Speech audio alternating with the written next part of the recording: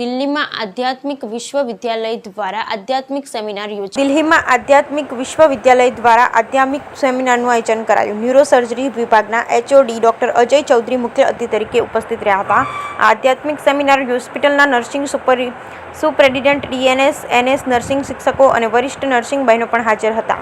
મુખ્ય વક્તા PBના અમોલભાઈજી, advocate, Delhi high court, supreme કોર્ટે સેમિનારમાં તમામ ડોક્ટર બહેનોને શ્રીમદ ભાગવત ગીતાના આધારે આધ્યાત્મિકતાનો સાચો અર્થ જણાવતા કહ્યું કે ગીતામાં જણાવેલ આત્માનો ધર્મ એ જ સાચી આધ્યાત્મિકતા છે। આપણા બધાનો આત્મા કેવી રીતે 5 વિકારોથી પીડા છે, દુર્ગુણોથી મુક્ત થઈને વ્યક્તિ ત્યારે જ શુદ્ધ થઈ શકે છે જ્યારે વ્યક્તિ પોતાને આત્મા માને અને પરમાત્માનું સ્મરણ કરે। તેમણે એમ પણ કહ્યું કે કર્મ કરતી વખતે ભગવાનના સ્મરણમાં કેવી રીતે રહી શકાય તેના માટે આંખ બંધ કરીને આસન પર બેસવાની જરૂર નથી। તેમણે એ પણ જણાવ્યું કે વસુદેવ કુટુંબકની ભાવનાથી પ્રભાવિત વ્યક્તિ કેવી રીતે શાશ્વત સુખ અને શાંતિ પ્રાપ્ત કરી શકે છે। એક વિશ્વ, એક કુટુંબ, આખી દુનિયા તેનો પરિવાર છે।